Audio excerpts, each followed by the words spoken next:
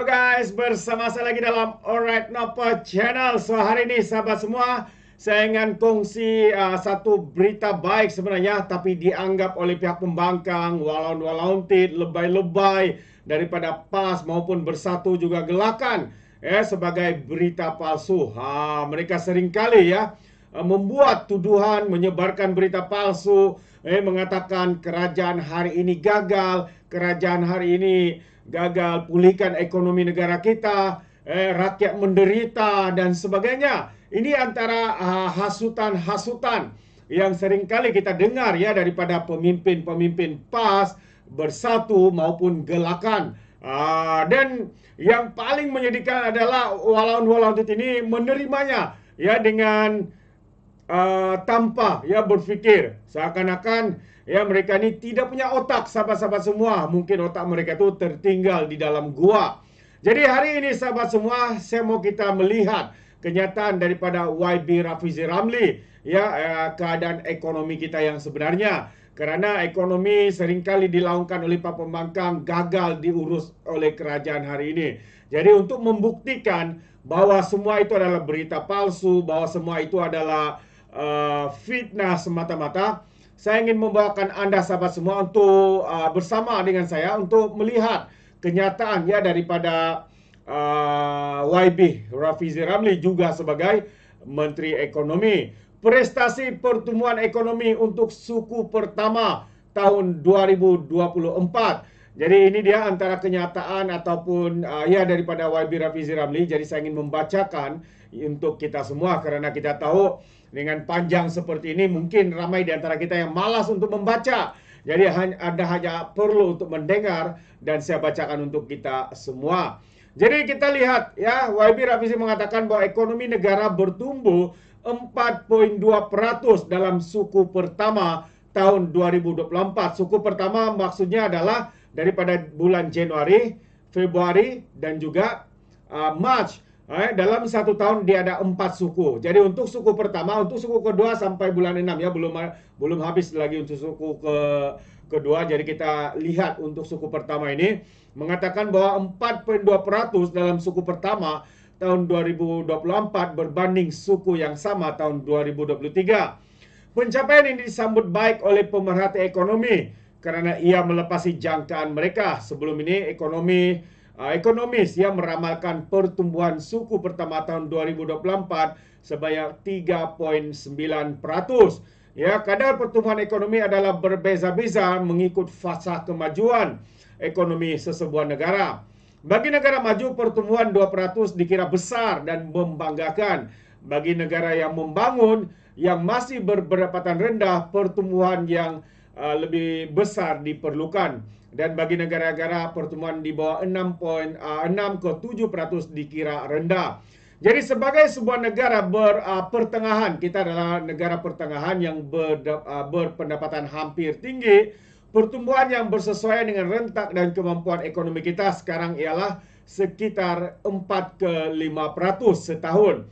Jadi sekiranya kita berjaya tumbuh lebih cepat dari ini, itu bermakna potensi ekonomi kita semakin utuh walaupun perlu diimbangi dengan tekanan inflasi dan lain-lain.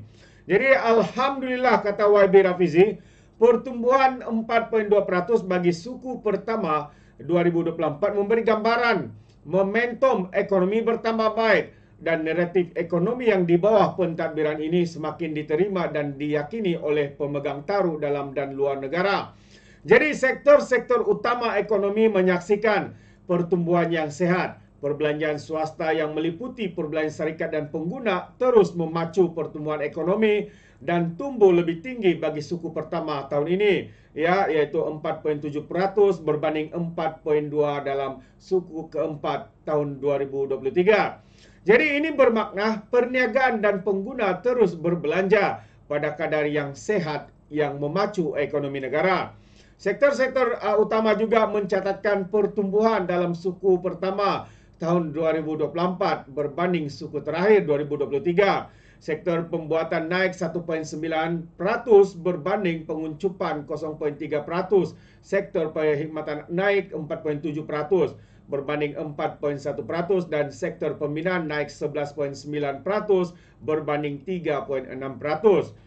Jadi, jika momentum ini dikekalkan, negara berupaya mencapai pertumbuhan 4 ke 5% bagi tahun 2024 yang disasarkan untuk membolehkan kita terus mengukuhkan kedudukan kewangan negara agar sasaran pengurangan hutang berbanding saiz ekonomi berjaya dicapai menjelang tahun 2028. Pun begitu, bagi kebanyakan kita pertumbuhan 4.2% ini tiada makna kepada kita jika gaji tetap sama dan harga barang kekal pada paras sedia ada. Sebab itu, pentadbiran madani tidak melihat kepada angka pertumbuhan semata-mata. Jadi, beberapa dasar ekonomi yang telah dirancang dan dilancar memberi tumpuan utama kepada usaha menambah wang dalam poket rakyat sementara kita mengekalkan kadar inflasi pada paras terkawal. Jadi ini termasuklah kenaikan gaji penjawat awam, dasar gaji progresif untuk memastikan kenaikan gaji yang lebih sehat bagi sektor swasta dan semakan keseluruhan sistem bantuan rakyat ke arah pindahan tunai yang lebih kerap dan bersasar kepada rakyat.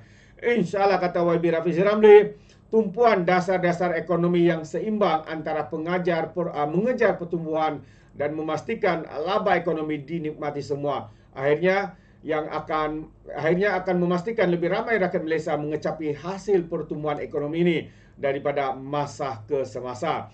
Jadi itu antara perkembangannya ataupun penjelasan daripada YB Rafizi Ramli, sahabat-sahabat semua, berkaitan dengan prestasi ekonomi kita ya pada suku pertama tahun 2024. Seperti yang saya katakan, suku pertama itu Januari, Februari dan juga bulan Mac.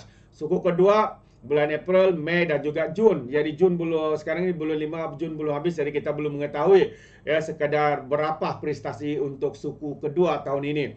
Namun sahabat semua, apa yang membanggakan kita ya, prestasi dan apa yang sedang berlaku dalam negara kita ini adalah menunjukkan ya satu perkara yang amat positif ya dalam pertumbuhan ekonomi kita.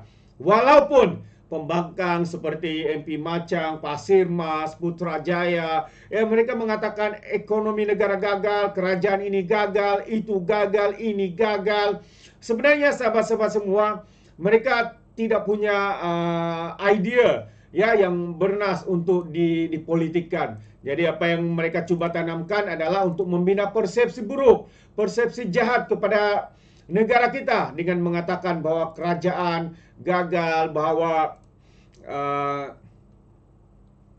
pentadbiran yang ditadbir oleh Perdana Menteri kita ini gagal, dan itu antara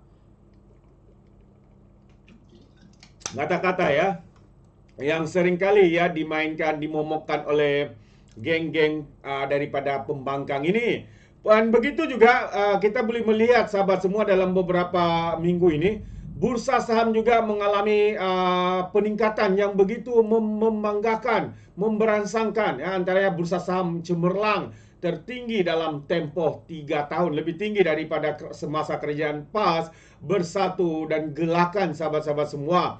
Dan ini menunjukkan apa? Bahwa keyakinan pelabur ya dalam dan luar negara ya terhadap negara kita semakin ya mendapat perhatian. Mereka semakin yakin sahabat semua dengan pentadbiran di bawah pentadbiran Perdana Menteri kita Datuk Seri Anwar Ibrahim dengan jumlah kabinet yang begitu membanggakan dengan adanya menteri ekonomi dan juga menteri-menteri yang lain. Jadi ini melihatkan bahwa seperti mana yang dinyatakan, saham di Bursa Malaysia melepasi paras rintangan 1.620 mata pada Isnin susulan aliran masuk dana yang tinggi ke dalam negara. Aliran dana yang tinggi masuk ke dalam negara ini apa sahabat semua? Ya, secara rasionalnya kita sebagai rakyat kita akan berfikir iaitu adalah pelaburan daripada syarikat-syarikat ataupun daripada negara luar membuatkan dana masuk ke dalam negara kita tinggi, menyebabkan ya bursa saham juga meningkat, melonjak ya daripada indeks utama ke paras tertinggi sejak Mac tahun 2021. Jadi ini antara satu petunjuk ya yang begitu melihat yang membanggakan. Dan kalau kita lihat kenyataan daripada Naib Presiden Penyelidikan Equity Rakuten Treasury Berhad, Tong Pak Leng berkata, indeks utama serantau juga positif mendapat rangsangan daripada langkah China untuk menangani krisis hartanah dan jangkaan penurunan kadar faedah global. Di bursa saham tempatan, kami yakin dengan prospek tempatan, prospek pasaran mendapat rangsangan daripada penilaian menarik dan aliran masuk dana asing yang berterusan. Selain itu, peningkatan jumlah dagangan harian juga menunjukkan minat yang tinggi dalam pasaran.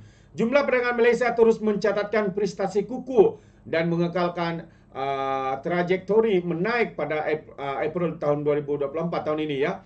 Merekatkan pertumbuhan dua angka sebanyak 12.1% kepada 221.74 bilion ringgit berbanding April tahun 2023. Oleh itu, beliau menjangkakan FBM KLCI didiagakan dalam jajaran 1620 ke 1640 bagi minggu ini dengan paras rintangan segera pada 1640 dan paras sokongan 1590.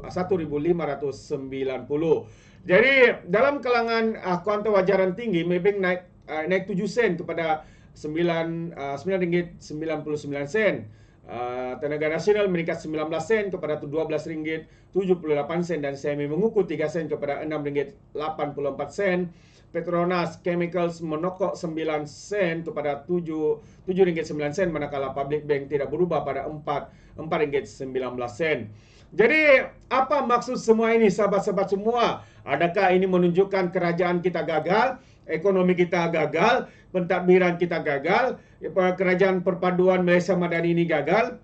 Ya, tidak sahabat-sahabat semua. Ini menunjukkan bahawa negara kita sedang beralih kepada pemulihan ekonomi. Keyakinan para pelabur kepada negara kita meningkat sahabat-sahabat semua, membuatkan dana daripada luar masuk ke dalam negara kita. Jadi perkara seperti ini ya sebenarnya mungkin diketahui oleh pemimpin-pemimpin daripada PAS, Bersatu dan Gelakan.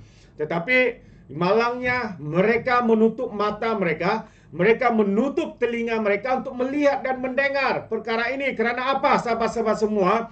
Kerana hari ini mereka lagi meroyan, tidak lagi move on. Ya, mereka masih bermimpi untuk menebuk, untuk menjadi kerajaan dan sebagainya. Inilah betapa tidak punya standard pembangkang yang ada hari ini. Jadi kita nasihatkan kepada ahli parlimen, pembangkang, PAS, Bersatu, ya cukuplah bermain politik. Benarkan kerajaan ini untuk menerajui dan memulihkan ekonomi kita yang gagal dipulihkan semasa kerajaan PAS dan Bersatu, Kerajaan Perikatan Nasional di bawah pentadbiran Muhyiddin Yassin maupun Ismail Sabri. Sahabat-sahabat semua, itu pandangan saya. Bagaimana dengan anda? Adakah anda setuju atau tidak? Anda boleh berikan komen anda di dalam ruangan komen. Jadi terima kasih, izinkan saya untuk mengundurkan diri dan seperti biasa peribahasa mengatakan tanpa pencangkap 2 tahun keinginan. Dalam bahasa Melayunya, tepuk dada, tanya selera. Sekian je daripada Alright Nampak Channel. Saya kita berjumpa lagi. Bye-bye.